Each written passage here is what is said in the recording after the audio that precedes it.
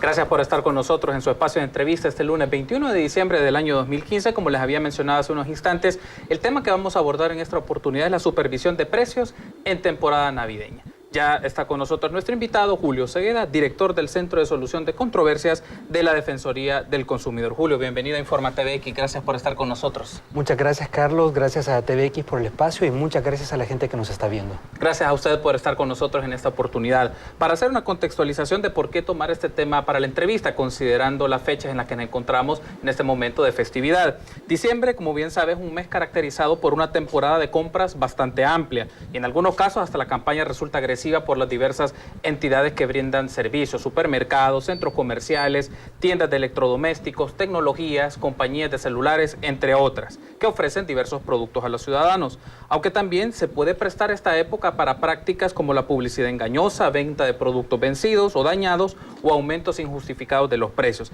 Es por eso que nos interesa a nosotros remarcar el desarrollo de los derechos de los consumidores y tener la información necesaria que nos permita tomar las mejores decisiones en las compras de esta temporada. Por eso nos acompaña Julio Cegueda para que nos hable un respecto sobre ello. Julio, me gustaría para iniciar la entrevista, ¿cuál es el plan que tiene en este momento diseñado la Defensoría del Consumidor en esta temporada navideña, considerando que la compraventa de bienes y servicios aumenta, la gente está en proceso de gastos de sus aguinaldos o de sus salarios? Entonces, ¿cuál es la estrategia que tiene diseñada en este momento la Defensoría del Exactamente, tal como lo planteas, esta época del año viene a ser caracterizada por un aumento en el flujo de capital, un aumento en el comercio, aumento en los gastos, precisamente por el aguinaldo y precisamente también por el aumento en el comercio.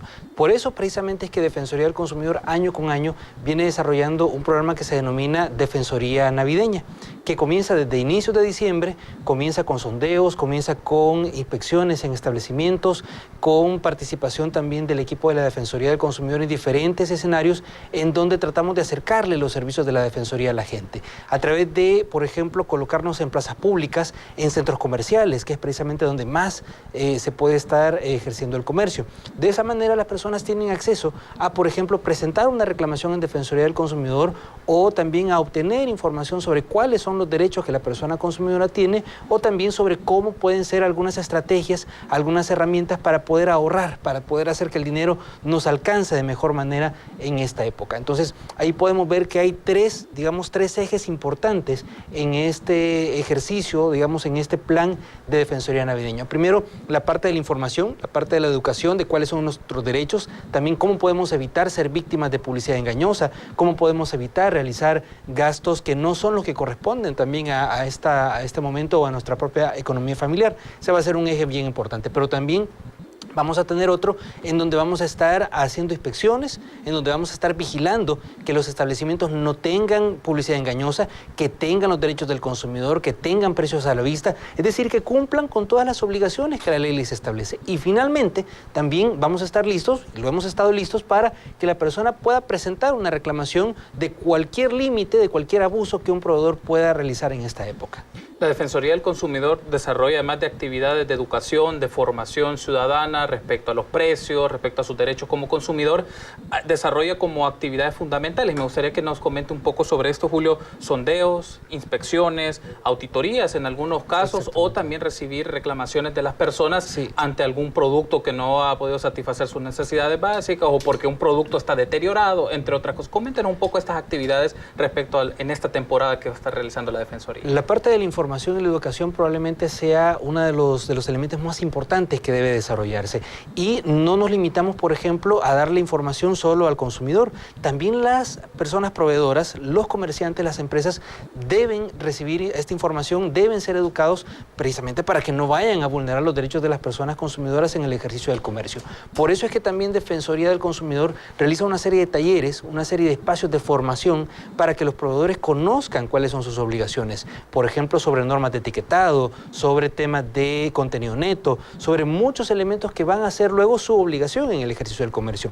Ahora, luego que los proveedores han sido formados, han recibido esta educación, han recibido esta información, estos talleres, Entonces, Defensoría del Consumidor empieza a hacer una vigilancia que se realiza en todos los establecimientos abiertos al público, desde, por ejemplo, farmacias, tiendas de conveniencia, supermercados, restaurantes, cualquier establecimiento que tenga productos o servicios ofrecidos al público es susceptible de recibir una vigilancia de la Defensoría del Consumidor. Inclusive, como ya lo deben haber ustedes visto en los medios, también los operadores telefónicos han recibido de una manera bastante intensiva en las últimas semanas visitas de la Defensoría del Consumidor precisamente para verificar que estén cumpliendo la ley de una manera adecuada.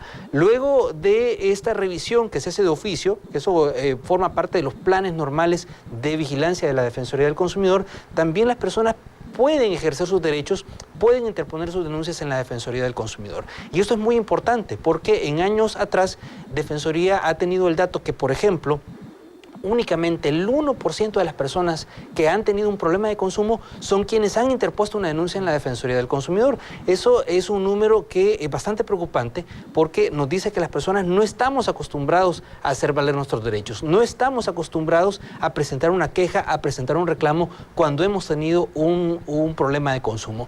Y esa es una cultura que debemos ir cambiando. Yo siempre lo digo, es importante que pongan a prueba la institucionalidad, que pasen, digamos, por la experiencia de ver cómo es un reclamo en Defensoría del Consumidor para que formen parte también de ese gran número de personas que sí han podido recibir una satisfacción a una queja que hayan presentado. Por ejemplo, en el año que estamos terminando, se ha logrado recuperar más de 2.2 millones de dólares directamente para el bolsillo de la población. Son más de 2 millones de dólares que de otra manera hubieran quedado ahí perdidos, la gente hubiera tenido el problema y no hubiera podido recuperarlos. Eso quiere decir que los servicios de la Defensoría están ahí, son efectivos y pueden ser utilizados por la población. Julio, me gustaría que hablemos un poco de los sectores que la Defensoría del Consumidor ya ha detectado y que tiene identificados como los de más propensos a realizar prácticas en contra de los derechos de los consumidores, particularmente esta época, como hemos hablado, claro, que las actividades, las dinámicas comerciales, los flujos comerciales pues van en aumento. Entonces, claro, ¿cuáles son esos sectores que la Defensoría del Consumidor ha identificado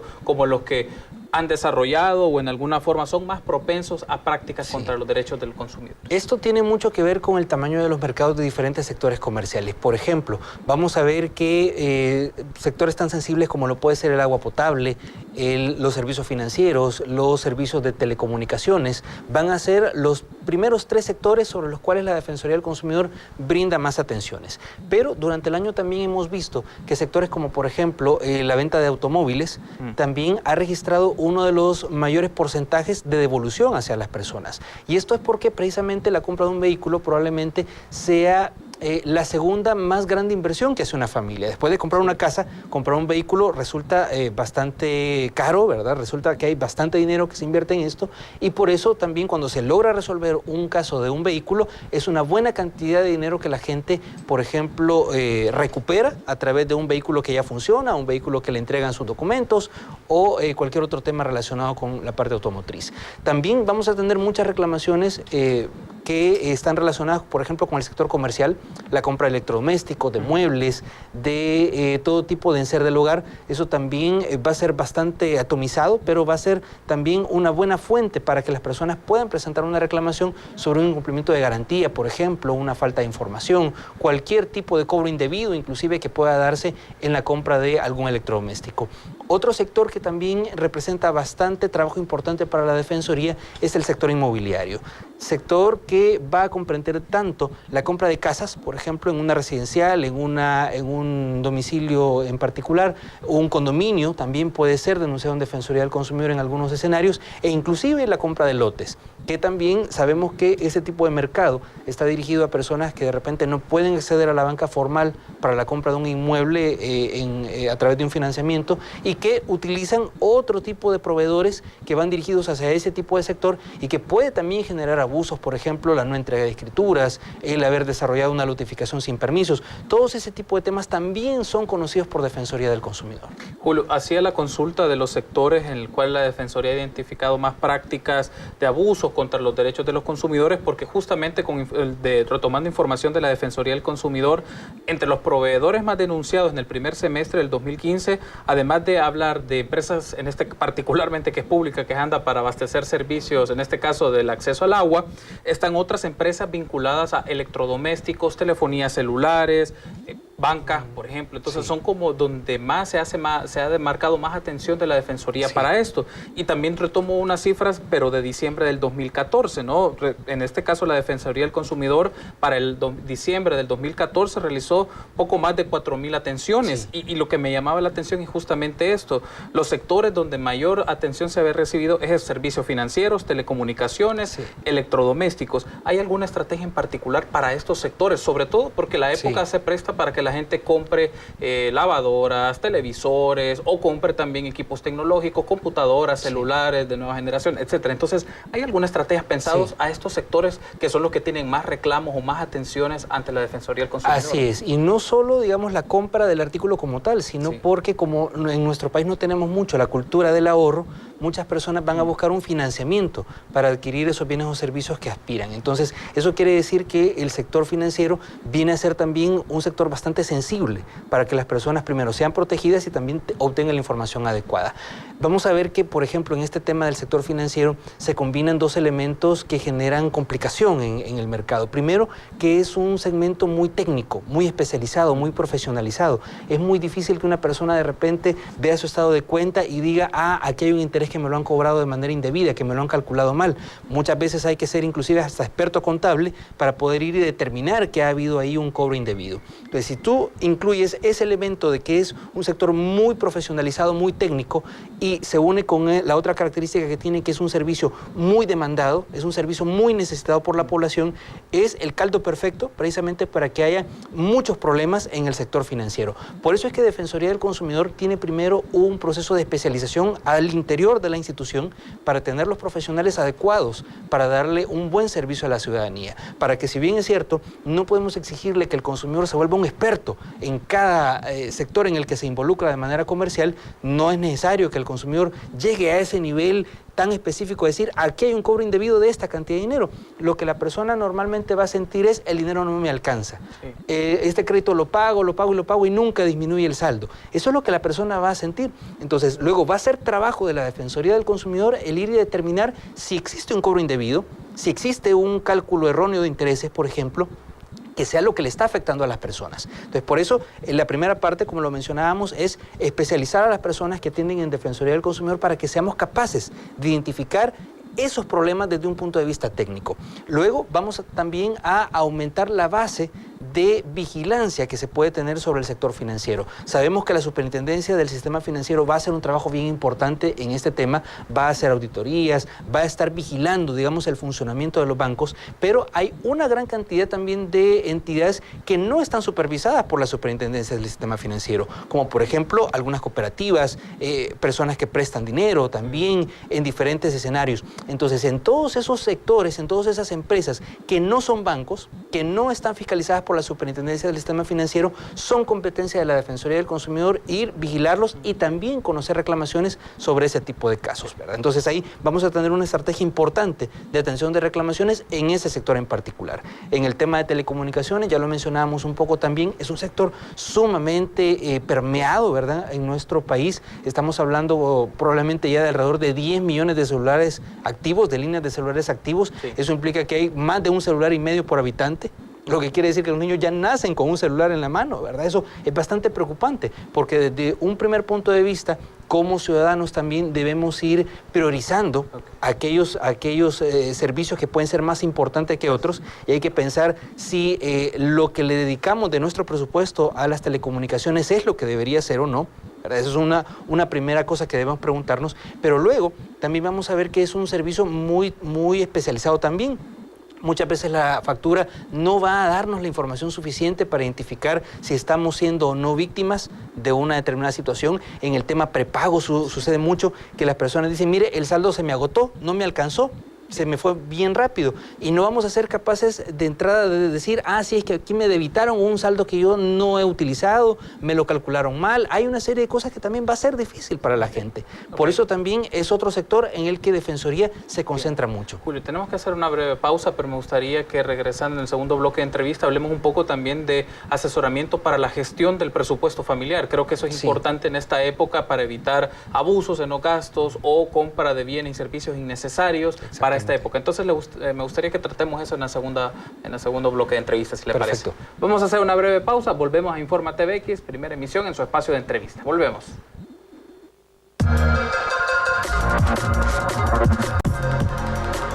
Gracias por su preferencia. Estamos en su espacio de entrevista este lunes 21 de diciembre del año 2015. Me acompaña Julio Cegueda, él es el director del Centro de Solución de Controversias de la Defensoría del Consumidor, y el tema que estamos abordando en esta oportunidad es la supervisión de precios en temporada navideña y también gestión de presupuestos familiares, que eso me gustaría que hablemos en este segundo bloque de entrevista. Antes de llegar a esto de la información que requiere los consumidores, las consumidoras para gestionar sus fondos en esta época del año, me gustaría que hablemos un poco de la tarea, del rol de las asociaciones de consumidores, entendiendo, ¿no?, que es una figura que aparece en la ley del consumidor, y en este momento, Julio, para esta época particularmente, ¿hay algún tipo de plan o de actividades en conjunto con las asociaciones de consumidores? Porque son, digamos, las expresiones más territoriales, más municipales, más en las comunidades, de poder asesorar, de poder guiar o de poderle brindar la conexión o directamente el enlace con la Defensoría del Consumidor. Coméntenos cómo está esto de las asociaciones. Precisamente las asociaciones de consumidores son la expresión desde la sociedad civil de la necesidad de proteger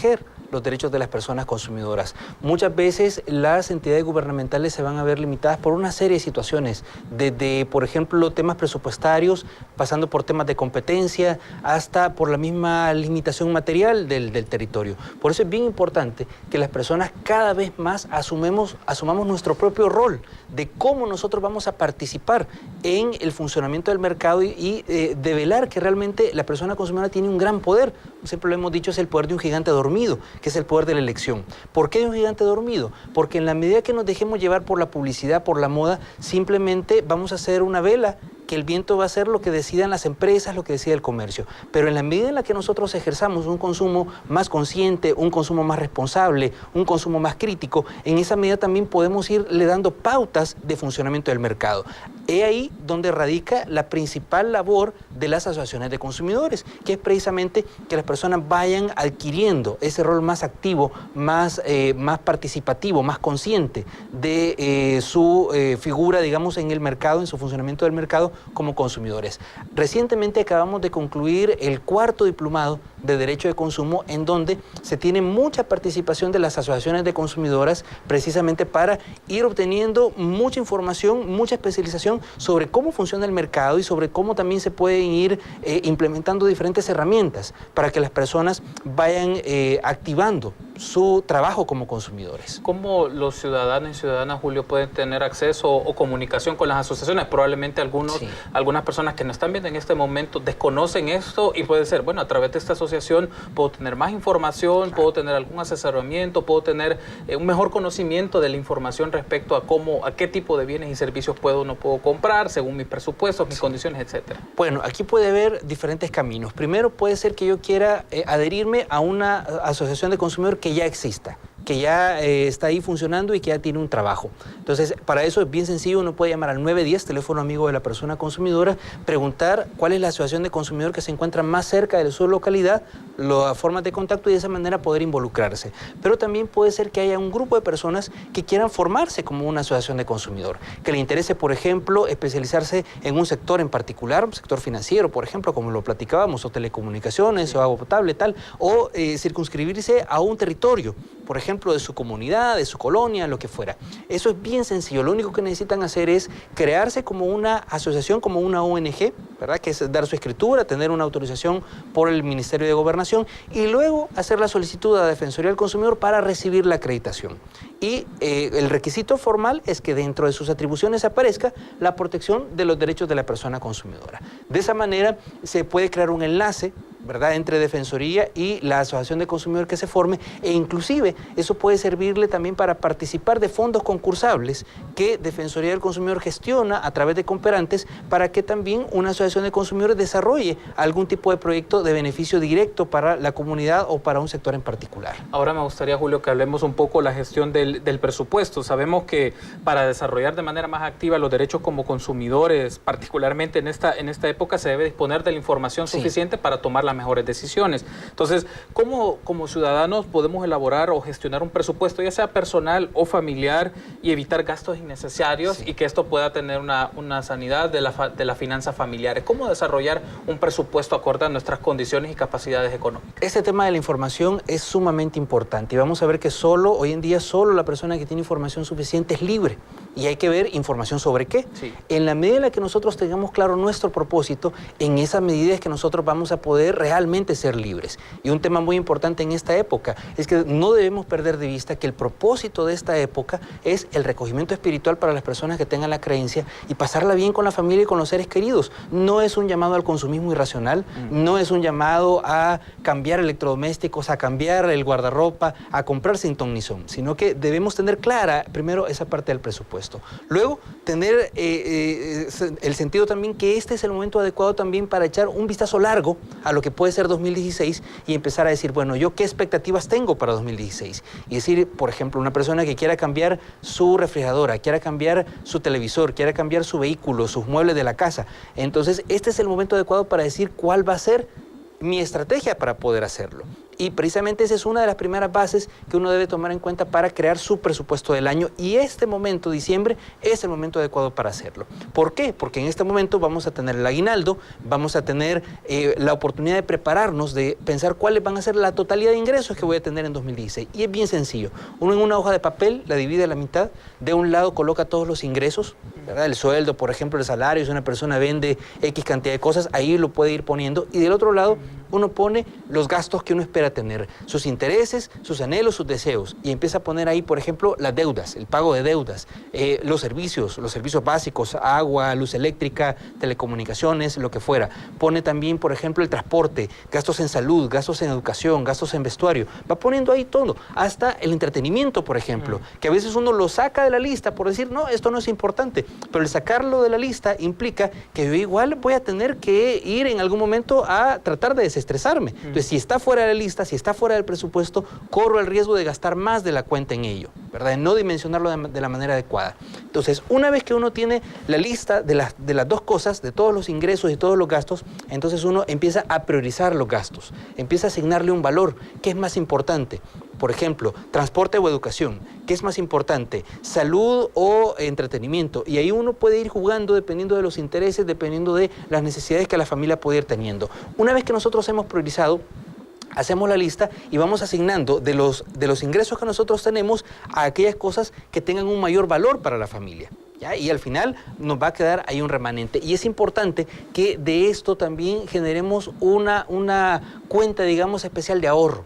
No debemos, por ejemplo, ahorrar lo que nos sobra del ingreso, sino que al contrario, debemos gastarnos lo que nos sobra después de ahorrar, ¿verdad? Por eso es bien importante y Defensoría siempre recomienda que al menos un 10% de nuestro salario sea destinado al ahorro, porque eso nos prepara, por ejemplo, para un imprevisto, para un accidente, para una enfermedad, para cualquier situación que de manera normal no la podemos atender con nuestro ingreso. Creo que es importante esta mención que ha hecho usted, Julio, el hecho de formular un presupuesto familiar, un presupuesto personal, porque establece prioridades y en qué aspectos puede o no puede gastar considerando sus circunstancias económicas familiares. Y creo que es importante esto contrarrestando o poniendo en contraste las prácticas que pueden desarrollar las empresas en esta época, porque las empresas van a ofrecer diversos tipos de publicidad, mecanismos de venta de bienes y servicios que pueden o que buscan desarrollar alguna actividad consumista o con un perfil consumista que es innecesario para esta época. Entonces, ¿qué tiene considerado la Defensoría del Consumidor de formación de la ciudadanía para evitar hábitos consumistas en esta temporada? Ahora que es propenso para esto y la gente puede comprar ropa que no necesita, teléfono que no necesita o un televisor que no necesita, considerando que tal vez ya los tiene. Exactamente. Bueno, este tema del consumo emocional y también el consumo aspiracional es bastante peligroso, digamos, para las finanzas personales y familiares. De entrada, es tan importante para Defensoría del Consumidor que entrando en nuestra página web, que es www.defensoria.gov.sb, pueden encontrar mucho material sobre cómo hacer un presupuesto, sobre cómo prepararse también para esa publicidad que va a ser muy intensa, que va a ser muy llamativa en algunos casos, ¿verdad? Eso va a ser un elemento importante, pero también se están desarrollando espacios de educación tal como este que finalmente nos está prestando TVX este día, en donde tratamos de decirle a las personas que tengan cuidado, que está bien si quieren adquirir una cosa, un regalo, un obsequio, quieren gastar para la cena navideña, por ejemplo. Eso está bien, es completamente legítimo que las personas ese dinero que tanto les ha costado obtenerlo durante el año puedan utilizarlo para generar una buena experiencia en esta época. Eso es completamente legítimo. Pero debemos tener mucho cuidado que ese gasto sea continuo, sea con la mente fría, sea precisamente no buscando una forma de salir, digamos, del estrés normal. Por ejemplo, una buena técnica es no ir al supermercado con hambre, por ejemplo, porque uno cuando va con hambre al supermercado va poniendo todo lo que se le pone enfrente.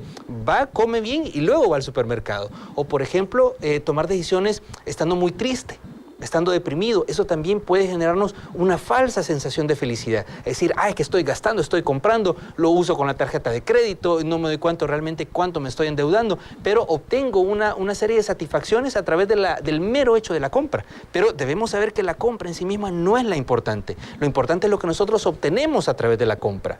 Y fíjate que sobre esto es bien interesante. Hace algún tiempo yo leí un estudio sobre la felicidad que hacían unos psicólogos y caí en ellos en la conclusión, luego de haber investigado mucho, que las personas que gastan su dinero en crear experiencias obtienen más felicidad que las personas que gastan su dinero en comprar cosas.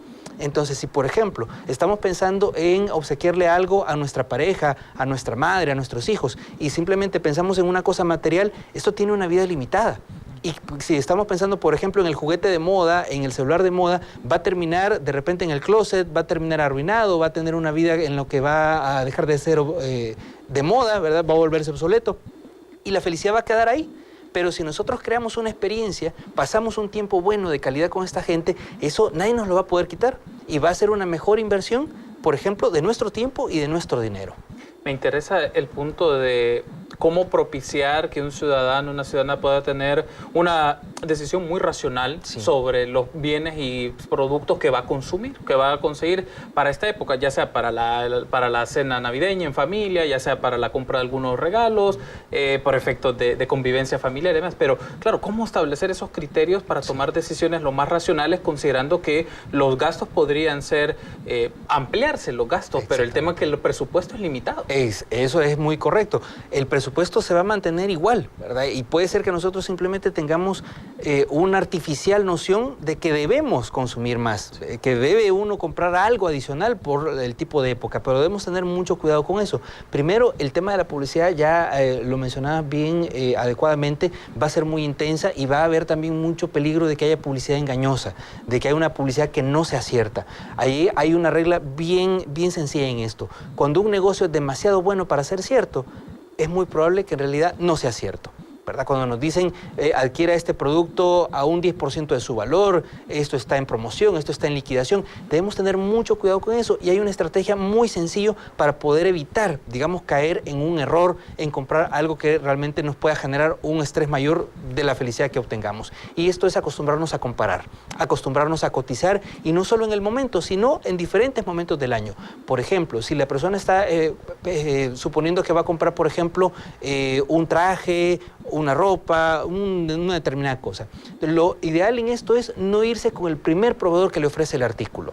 Aunque éste le diga que es el mejor y el más barato, eso casi es una obligación del comerciante. Decirle que él vende los mejores bienes y los más baratos. No, hay que ir a la vuelta. Seguramente vamos a encontrar otro comerciante que nos va a ofrecer la misma cosa en unas mejores condiciones o en unas que se adecuen de una manera mejor a nuestra propia realidad, ¿verdad? Entonces, si nosotros nos acostumbramos a comparar en diferentes momentos del año, por ejemplo, un dato que Defensoría del Consumidor vio bien interesante ahora con el propósito de las ofertas que se dieron en noviembre, nos dimos cuenta que, por ejemplo, noviembre, diciembre no son necesariamente los mejores meses para comprar electrodomésticos, que inclusive están en precios mayores que en otros momentos del año, aunque estén, entre comillas, en oferta, que de repente los mejores meses para comprar electrodomésticos sean junio, julio, agosto. ¿Por qué? Porque en esa época del año la persona está esperando comprar, por ejemplo, un paquete vacacional, un servicio turístico, en salir con la familia a la playa, no está pensando en comprar electrodomésticos. Entonces, como hay una disminución de la demanda de este tipo de productos, también disminuyen los precios. Entonces, si yo me acostumbro a cotizar durante diferentes momentos del año, yo puedo darme una idea de cuál es el momento adecuado para comprar diferentes cosas y no necesariamente dejarme llevar por la publicidad que me dice que este es el momento más barato del año. Julio, quiero agradecerle por su tiempo y por habernos acompañado. Creo que ha sido importante la mención que usted ha hecho y del trabajo que la Defensoría del Consumidor va a estar realizando. Entiendo que puede marcar 910 o para ver el tema de las tarifas o los precios, el observatorio de precios.gov.sb son como algunos de los mecanismos con los cuales la gente puede tener más información. Así es, todo esto pueden ampliarlo a través del 910, a través de nuestra página web que es www.defensoria.gov.sb. Ahí van a encontrar también el link del observatorio de precios y mucha información que les va a ser útil. Igual, Defensoría va a seguir desarrollando su labor, van a poder encontrarnos en muchos centros comerciales, en muchas plazas públicas, en donde vamos a estar ahí disponibles para darles cualquier información que necesiten. Perfecto, Julio, muchas gracias. Gracias a usted por su tiempo. Ha sido Julio Cegueda, director del Centro de Solución de Controversias de la Defensoría del Consumidor. Vamos a hacer una breve pausa, volvemos con Alejandra para más.